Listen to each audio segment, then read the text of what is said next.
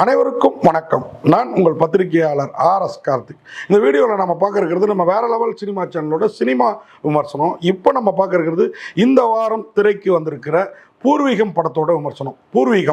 பூர்வீகம்னா ஒரு மனுஷனோட பூர்வீகம் புனர்ஜென்மம்னு ஒன்று சொல்கிறாங்க இல்லையா, அந்த மாதிரி பூர்வீகங்கிறது புனர்ஜென்மத்தில் நீங்கள் புண்ணியாத்மாவாக இருந்தால் தான் உங்களுக்கு பூர்வீகத்தில் இருக்கிறதுக்கு கொடுப்பனையே இருக்கும்பாங்க. இப்போ நாமெல்லாம் சென்னைக்கு வந்தாரங்குடியாக வந்துட்டோம் இல்லைங்களா.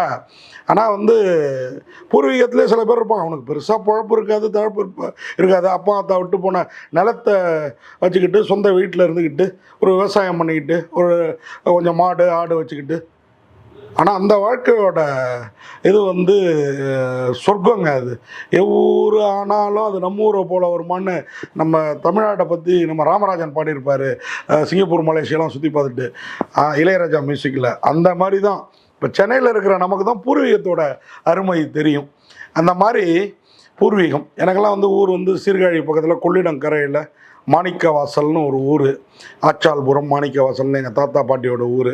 ஆனால் நான் குடியே போனது, நான் பிறந்தது வளர்ந்ததெல்லாம் எங்கள் அப்பா குடியேறியது சமணார் கோயில்னு மயிலாடுதுறை அருகில். அதே பக்கத்தில் தான், ஒரு 20-25 கிலோமீட்டருக்குள்ளார தான். ஆனால் அங்கேருந்து சென்னைக்கு வந்தது ஏதோ அயல்நாட்டுக்கு வந்த ஒரு ஃபீலிங்கில் தான் ஆரம்பத்தில் இருந்தது. ஆனால் பூர்வீகத்தில் குடியிருக்கிறவன் இவெல்லாம் புண்ணியாத்மா தான். அப்படி தான் இந்த படத்தோட கதை. பூர்வீகம் போஸ் வெங்கட் ஒரு விவசாய ஃபேமிலி, விவசாய குடும்பம். சங்கிலி முருகனோட மகன் தான் போஸ் வெங்கட். கதைப்படி விவசாய நிலத்தை வச்சு வாழ்வாதாரத்தை பெருக்கிட்டு இருக்கிறாங்க. அவங்க பையன் நல்லா படிக்கிறான், கதிர். இந்த படத்தில் அறிமுக நாயகர் அவர் தான். அவர் நல்லா படிக்கணும்னா பிள்ளைய பெரிய படிப்பு படிக்க வச்சு நகரத்தில் வாழ வைக்கணும் அப்படின்னு நினைக்கிறாப்புல அப்பா. பையனும் அதற்கு ஆசைப்படுறான். பையனை நல்லா படிக்க வச்சு கல்யாணத்தை பண்ணி நகரத்துக்கு அனுப்புகிறாரு. நகரத்துலேயே இன்னொரு வாழ்க்கையும் வாழ்கிறான். அங்கே வந்த இடத்துல அப்பா அம்மாவை மறந்துடுறான். நகரத்தில் மனைவியோட நல்ல செல்வ செழிப்போடு வாழ்ந்துட்டு இருக்கிறவன் கொஞ்ச காலத்துக்கு அப்புறம் தன் மனைவியும் மகனும் பண்ணுற செலவினங்கள் தாங்க முடியாமல் ஊரை நோக்கி வரான். பார்த்தா அப்பாவும் அம்மாவும் இவனுக்காக எல்லாத்தையும் இழந்துருக்குறாங்க. எந்த வசதியும், அடிப்படை வசதியும் இல்லாமல் வாழ்ந்துக்கிட்டு இருக்காங்க. பார்த்து பதறான், கதறான். கொஞ்ச நாள் அப்பா அம்மாவுக்காக அந்த ஊர்லேயே இருக்க பிளான் பண்ணுறான். அப்போ ஒரு விபத்து. அவனுக்கு அதில் சில இழப்புகள். அதுக்கு வைத்தியம் பார்க்குறதுக்கு கூட அவங்க அப்பா அம்மாட்ட காசு இல்லை. இப்போ கணவனை பார்க்க மனைவி வரா. வைத்தியம் பார்த்து புருஷனை அழைச்சிட்டு போனாலா இல்லையா, இவன் அப்பா அம்மாவுக்கு என்ன பண்ணான், இவங்க அப்பா அம்மா இவனுக்கு என்ன பண்ணாங்க. சங்கிலி முருகன் என்னதான் பேரன் படிப்புன்னாலும் நம்ம பூர்வீக நிலத்தை விற்காரான்னு சொன்னதை கேட்காதனால போஸ் வெங்கட் என்ன மாதிரி ஆளானார், என்ன மாதிரி நிலைக்கு ஆளானார். இப்படி படத்தோட கதை வித்தியாசமாகவும் விறுவிறுப்பாகவும் இருக்குது.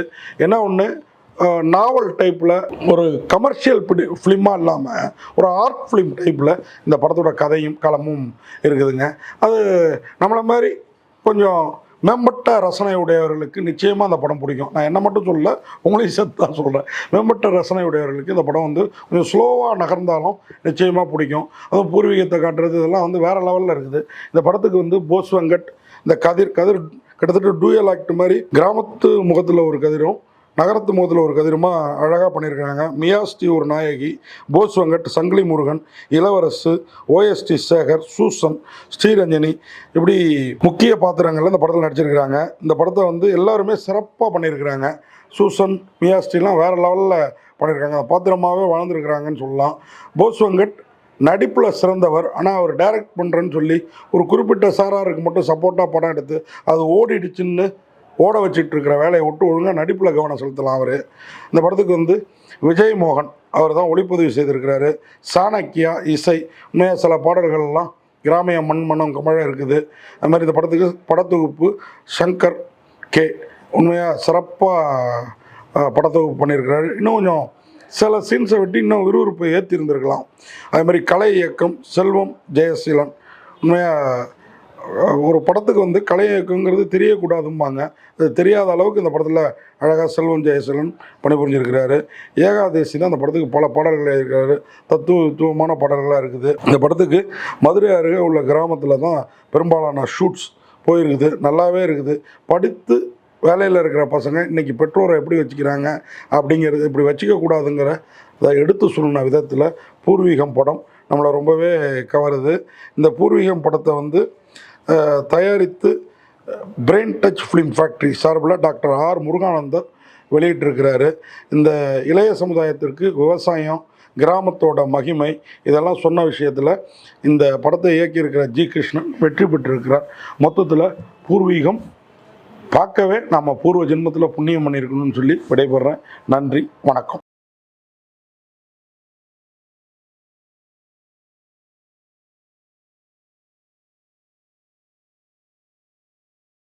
இந்த வீடியோ உங்களுக்கு பிடிச்சிருந்தா லைக் பண்ணுங்கள், கமெண்ட் பண்ணுங்கள், ஷேர் பண்ணுங்கள், சப்ஸ்கிரைப் பண்ணுங்கள்.